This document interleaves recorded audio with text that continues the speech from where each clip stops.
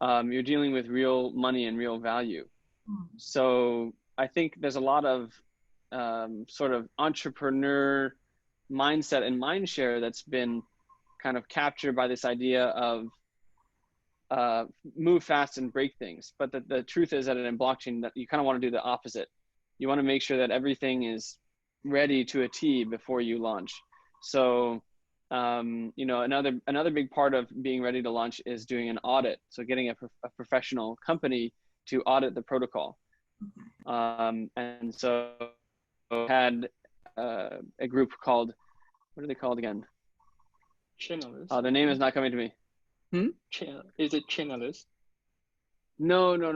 Oh man, I feel really bad. I can't remember the name. Anyway, they're a really top team when it comes to core protocol audits.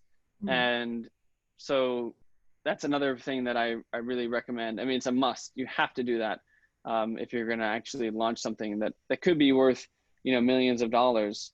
You don't want, and your community is trusting you, the investors are trusting you. So you have to be, you know, extra sure. Yeah, of course. I mean, blockchain technology is all about security, right? So that's a really good walkthrough for the audience to know about what's new to catch up with both platforms. But I would like to shift the gear here a little bit just to talk about DeFi. DeFi refers to, the decentralized finance refers to technology like blockchain that enables decentralization, from peer-to-peer payment system to automated loans to USD-backed stablecoin.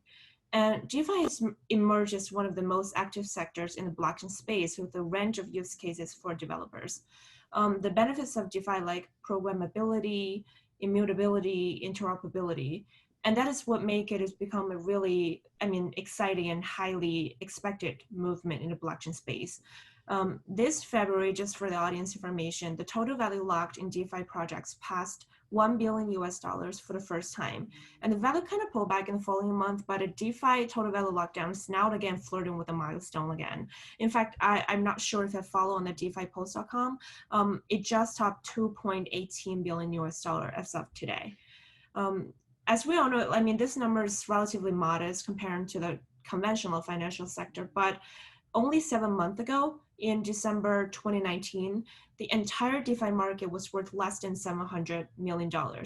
And so that is clear that decentralized technology has the potential to power innovative and diverse products and services. And this also means that people are actively lending, borrowing, using derivatives, and using DEXs. And most importantly, this indicates that people are seeking an alternative to traditional financial services.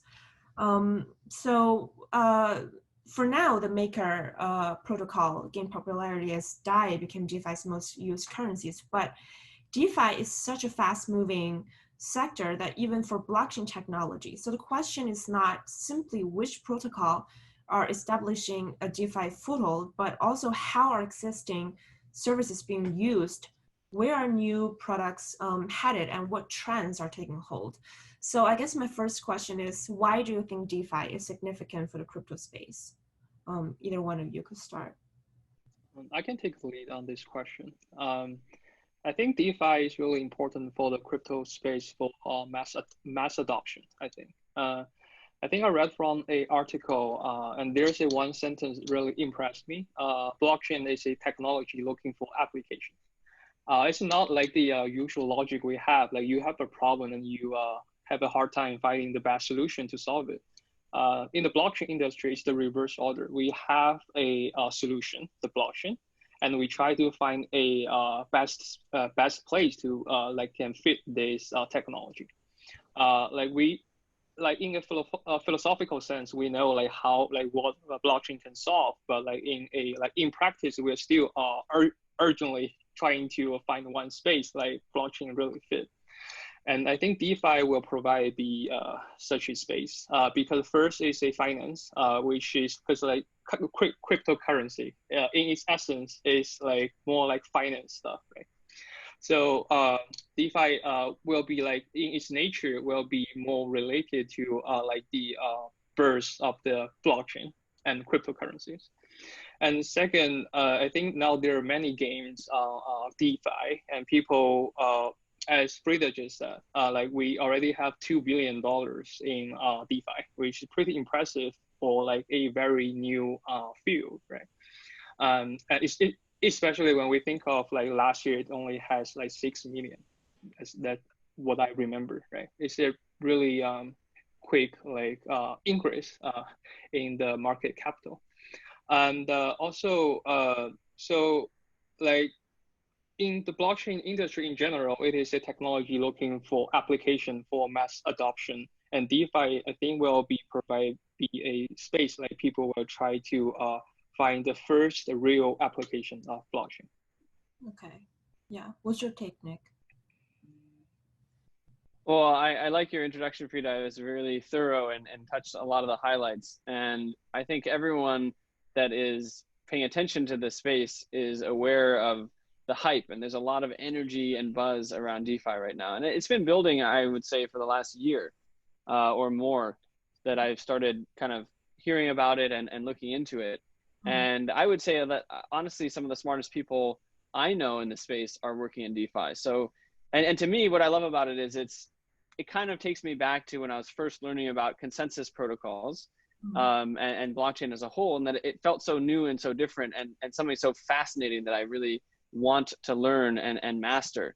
And it's something that's emerging and people are still, you know, it's so new that as people come up with ideas, you know, we're really like evolving right at the frontier of this whole new technology wave. So I'm really excited about it. And I totally agree with Joe that blockchains are fundamentally a financial technology.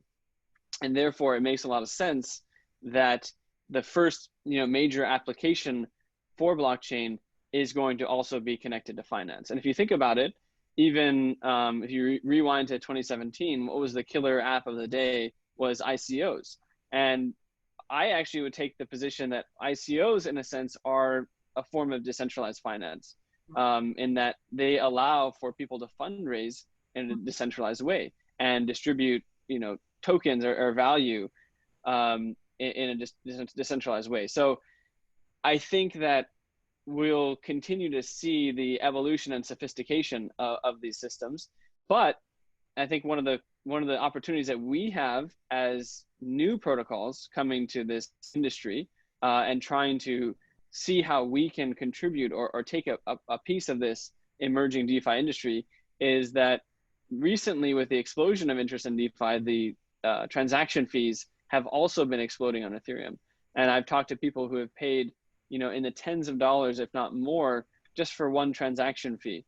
And so there's a real need, I think, for more scalable smart contract platforms that can, you know, have and support these same DeFi applications, but at a lower cost.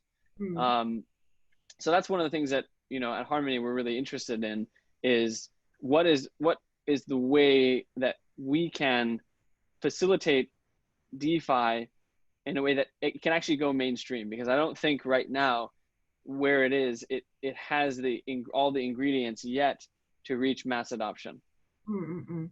Well, you basically have covered the rest of the question. Thank you. Sorry about that. So yeah, that is actually my second question is, how should public blockchains position themselves in a DeFi space? Because it's currently mostly on Ethereum. And yeah, as you said, the boom of ICO flex Ethereum's ability to form the financial service, early stage capital formation. But is it like, are we being too positive right now? Will DeFi actually flex Ethereum's ability to perform all financial services? Joe? Yes, I think Nick already covered this question in right, in a large part.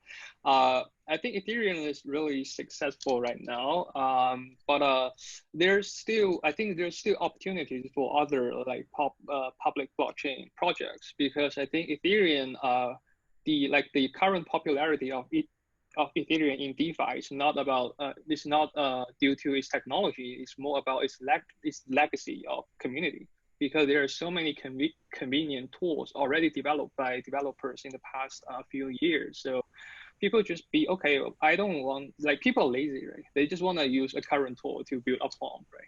They don't want to like develop their new tool in a like brand new blockchain. So this is the basic reason why DeFi choose Ethereum as their like starting point. But Ethereum has its own problem, and everyone like nowadays see this problem, like the high gas fees and the slow speed, right? And also we say like we always heard like Ethereum 2.0, but the progress is pretty slow, as everyone knows. So I still believe there is some actually I think there is a much more opportunities there for other like public blockchain projects to explore in the DeFi space. Yes. Yeah, admittedly, people usually compare centralized finance, CeFi, with DeFi to see the advantages and disadvantages. So compare with CeFi, where users trust the people behind the business to ethically manage funds and execute on services the business is offering. DeFi also manifests a lot of disadvantages, less liquidity, complexity of smart contracts, and private keys. So we've covered quite a bit on the scalability. And I mean, as the activities of DeFi grow, a single chain can easily hit its limit. But besides the scalability issue, security risk is also a huge challenge for a DeFi platform. Like DeFi projects are pretty easy to build powerful apps with, but that ease belies potential security issues. In 2020 alone, $26 million in value has been lost just due to hacks of DeFi projects. And many DeFi projects have had vulnerabilities found, or in some cases, funds stolen. Some projects like Banker, Balancer, they're all really well known, and their code, like Nick previously mentioned, is audited by really famous auditors. But if these projects are to become the future of our monitoring system, security is crucial to safeguard the value managed by these apps. So my question is, what is your opinion on building a safer DeFi? I'll take that. To me, this is all part of the learning curve, right? And there is no, I like the quote, no pain, no gain, right? And I think we're trying to pioneer something that is very revolutionary and has tremendous potential. But we also have to be honest with ourselves and admit that it's still very early in this revolution. And frankly, there's going to be a lot of stumbling along the way. And I think hacks are kind of the necessary tax that we're going to have to pay in order to learn how to make these systems secure.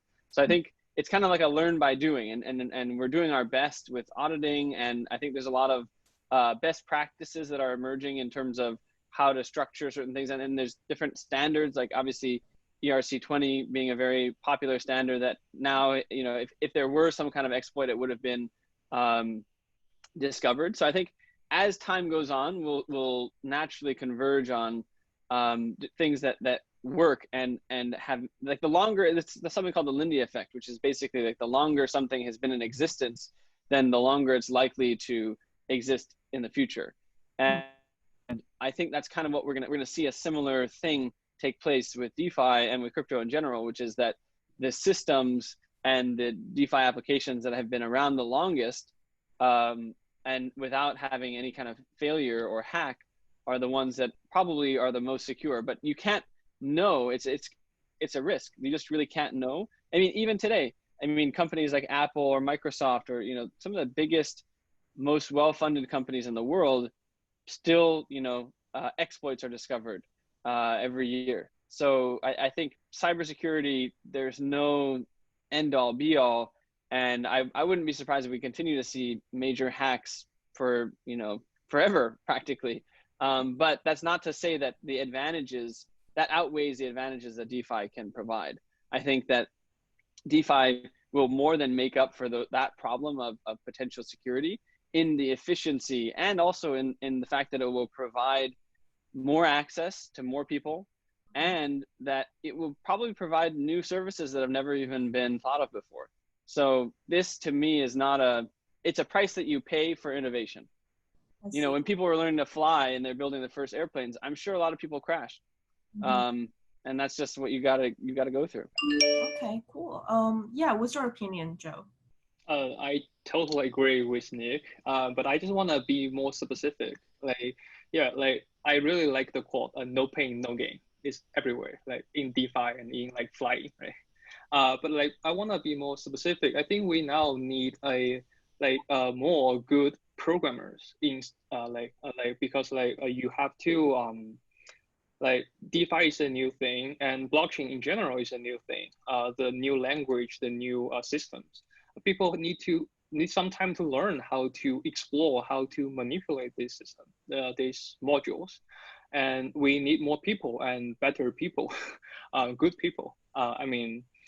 So it's also it's similar in the cloud services apps.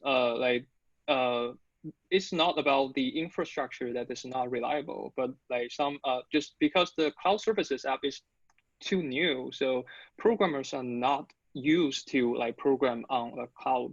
So they have to adjust themselves. They have to have more experienced programmers to develop their cloud services apps. And because I think there's a statistic research on that, like most of the cases when cloud services exploit is because of bad programming, not because of the infrastructure. So I think one specific thing in DeFi security is we need more people to join us to have a larger build community for DeFi and for blockchain in general. Yeah. As you guys mentioned that there are a lot of limitations on DeFi space that kind of been keeping people from investing some substantial amount of investments or volume in a DeFi space. I mean, people are still investing with a tentative approach in a modest volume. So how could we make DeFi more appealing and applicable to the general public? Does that mean more liquidity, better user experience?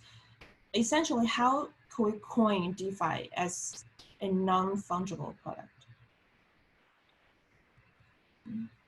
That's a good question. I just want to make one last point on the security part, which is that I think a big, if you go back to 2017 and 2018, people were talking a lot about formal verification and functional programming as something very promising for security. And so I wouldn't be surprised if in the future, we will see a lot more of those kind of languages being used. And that way, I mean, look, we've put people on the moon, and I know that like for NASA or for flight, like autopilot, all this software needs to be formally verified before it goes live. So I think we have the capability to build it, but doing so right now would slow down the rate of innovation so much that no one's making that trade-off. But I think as we kind of mature, people may migrate to formally verified smart contracts as the infrastructure for DeFi. But back to your question about how do we get DeFi to go more mainstream? I actually think that's one part of it is security. If we want to see large adoption by traditional finance or at that scale, right, with not just billions of dollars, but let's say even trillions of dollars, which I think is very possible within this decade, we will need to see systems that are that robust, right? And right now, personally, I don't feel that secure putting a ton of my own personal money into DeFi because I just feel like the percentage chance for total loss of my funds is too high. Like, sure, I can yield farming, I can make, I don't know how many percent, 30% annual yield, but what's the actual chance that within that 1 year, all of my funds could get stolen? To me, the risk reward is not quite there. And I think that most rational people think that way. And so I think, again, security is a big one, but there's also this barrier of, you have to be pretty sophisticated to even understand what's happening. So just like there was a large sort of educational barrier for the adoption of just normal cryptocurrencies, and it's still ongoing, I think we have the same problem with DeFi is that we need people to understand it. Like a lot of people don't feel comfortable investing in something until they understand it. And the user interface needs to be intuitive. You can't, the way that people are yield farming now, it's like there's so much domain specific knowledge and you need to know how to perform all these different things and tie together all these disparate pieces. So I think when people, I think InstantApp is doing a really good job of making it very simplified from the user perspective. It's like, oh yeah, I want to leverage up. Oh, I want to deposit here.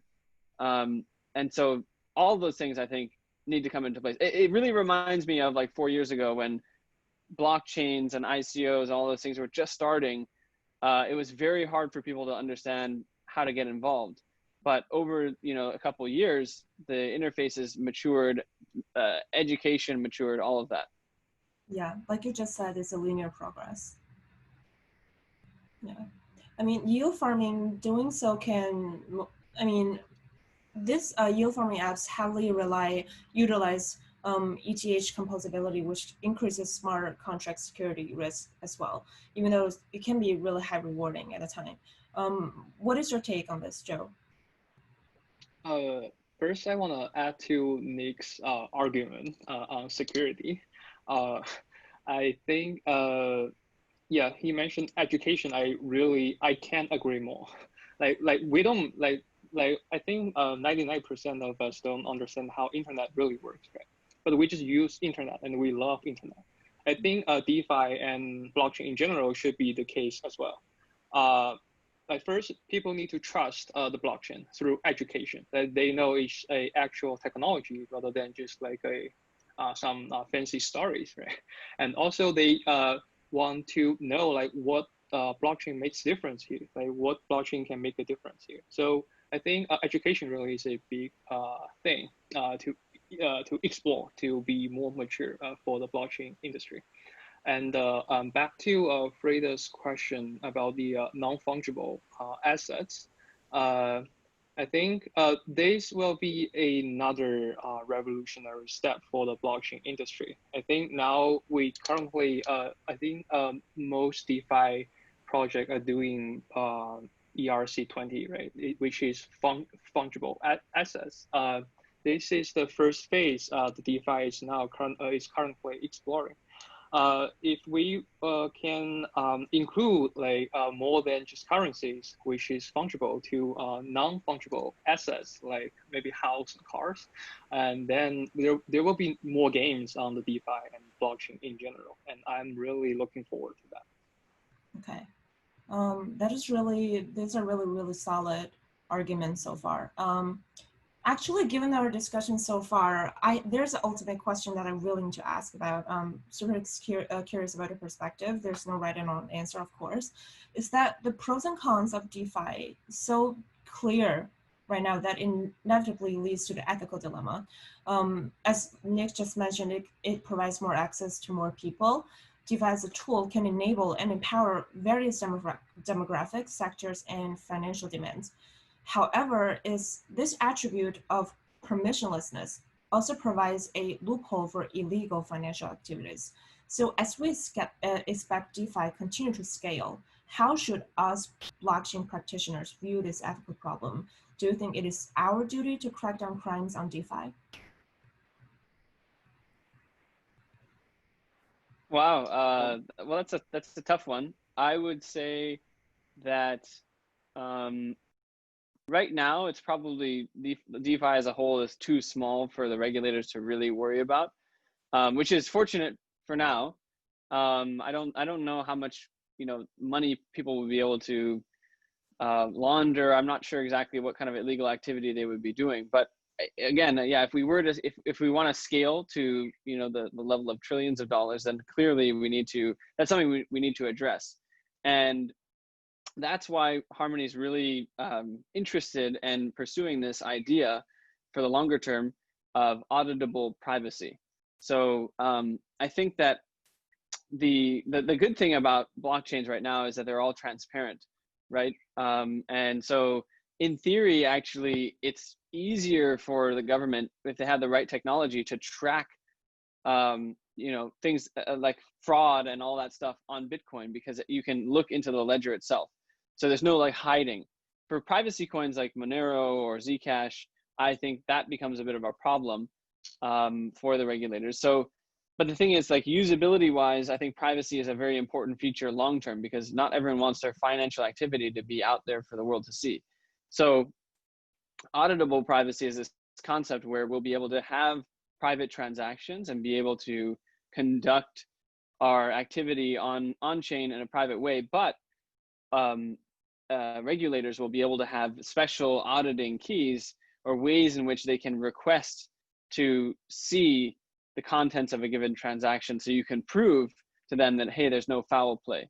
So I think that might be able to alleviate some of the problems that might come with illicit activity happening in DeFi. But as with any decentralized technology, it's not fully within our control to solve that problem.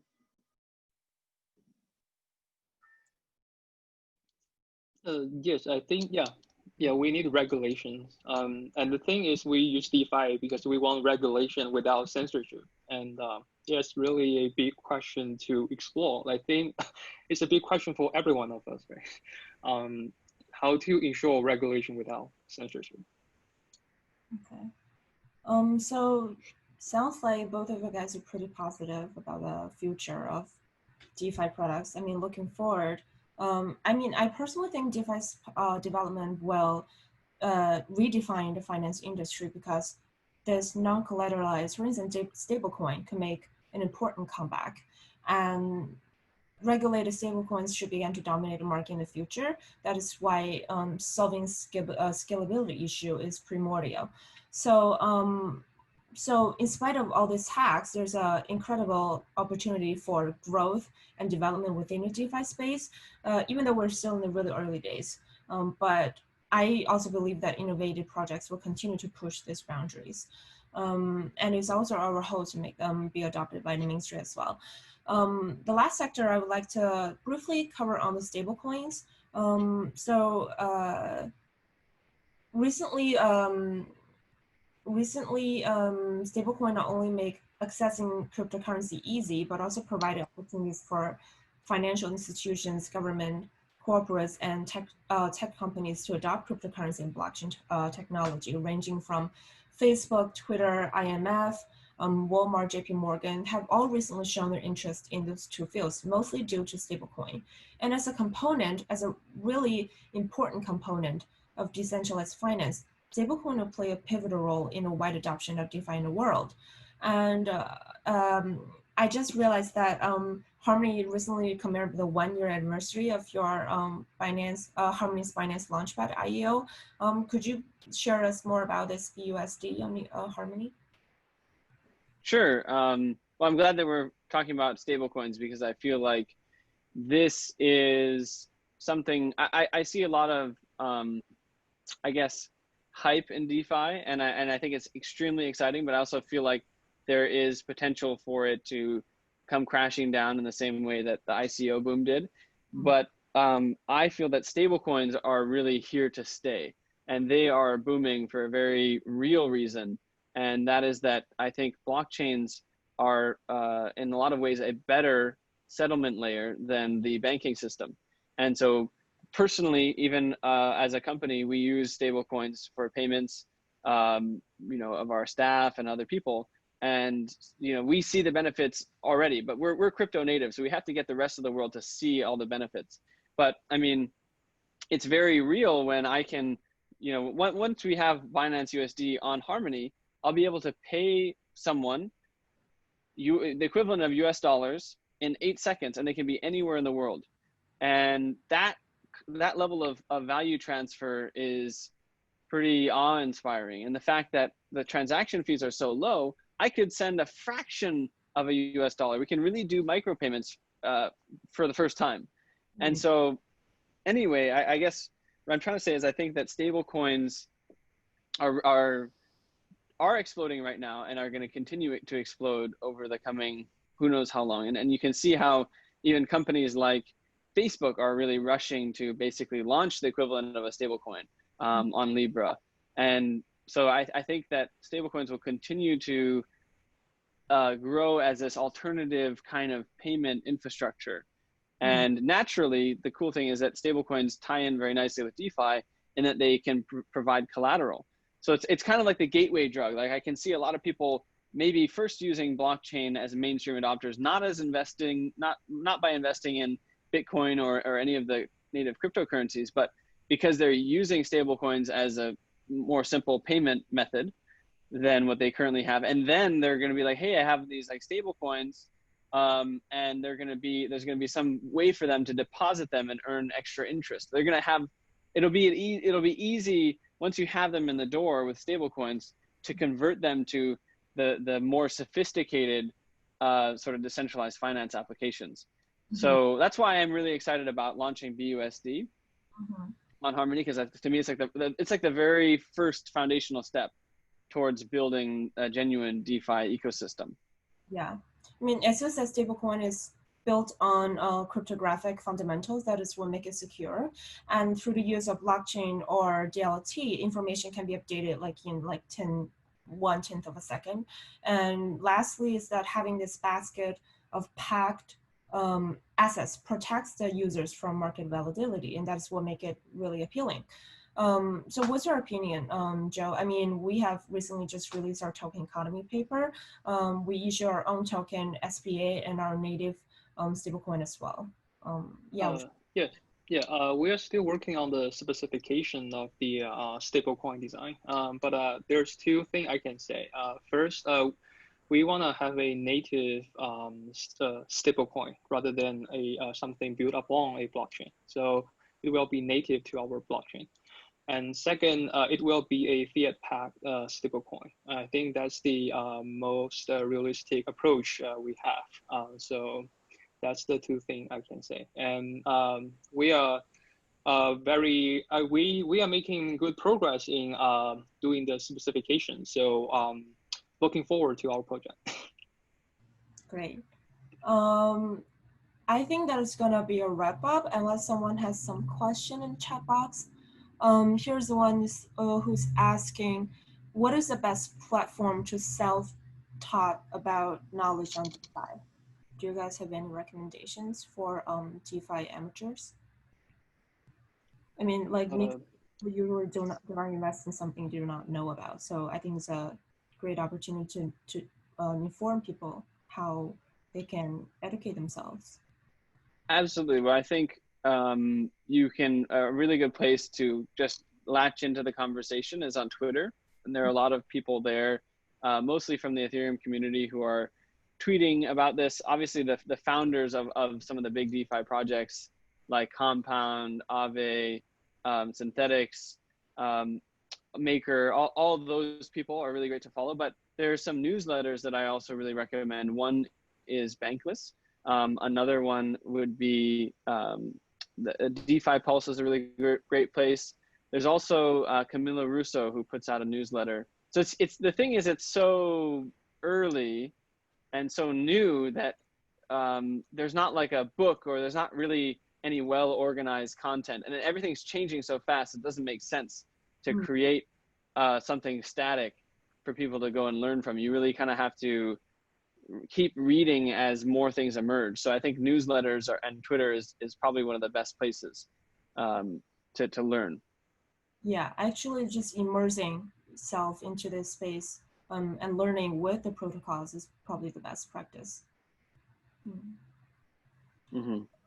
Any last words for the audience? This has been a really great panel so far. No questions, you guys? Don't be afraid. Is there someone in the chat box that I do not see? Just 1 second. Oh, there is. Hi, Nick and Joe. Thank you for the speech. Does Harmony has any plan to collaborate with more popular stablecoins like USDT or USDC? I would say that I won't comment on any progress or if we're engaging. We would love to launch more stablecoins after BUSD. But as of right now, I don't have anything to share in terms of concrete progress or promises on that front. But of course, we have the ambition, and not just necessarily other USD stablecoins. We would really love to launch a non-USD stablecoin, because I think it becomes very interesting if we can have a way of facilitating someone paying. Let's say I'm in the US and we have to pay someone, one of our employees in Greece, then I want to be able to pay him natively in euro.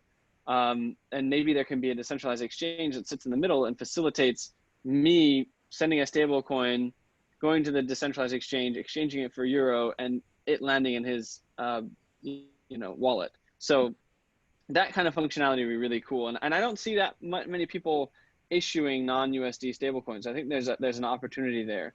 But yeah, stablecoins is a really big focus for us for the upcoming year.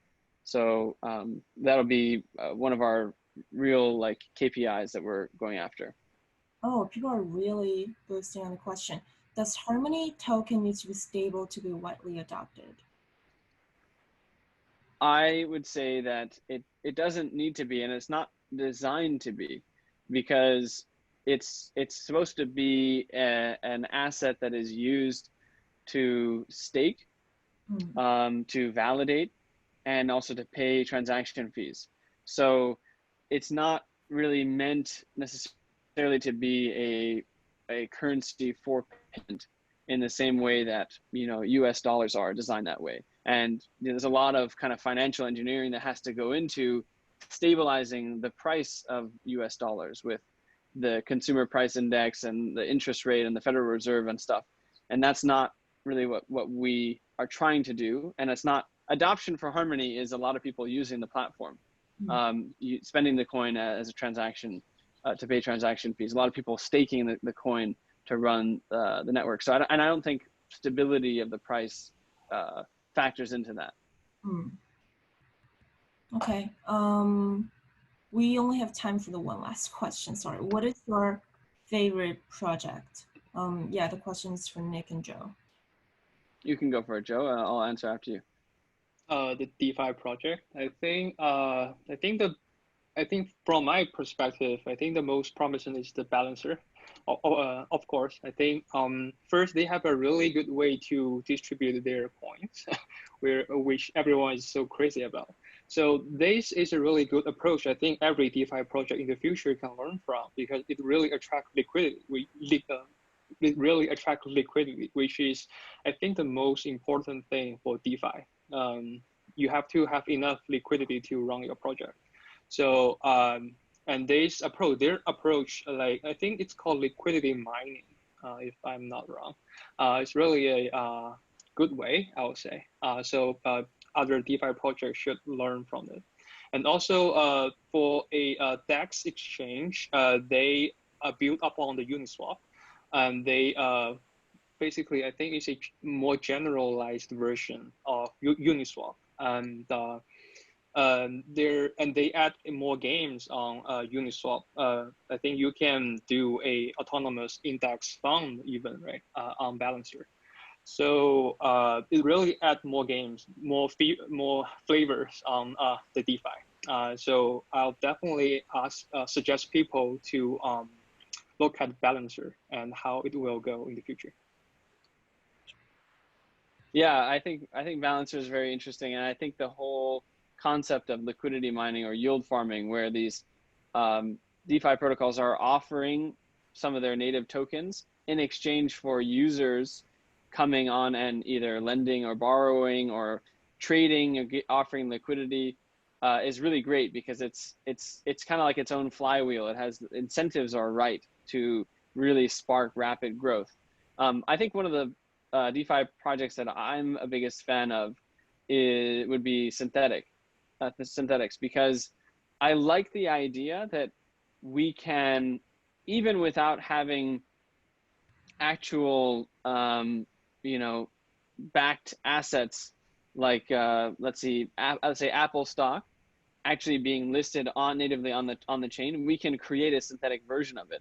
And what that allows us to do is, hey, we can have people anywhere around the world gain access, exposure to assets that otherwise they would have no chance. Like if you don't have a bank account, how are you, or a brokerage account, how are you going to own Apple stock?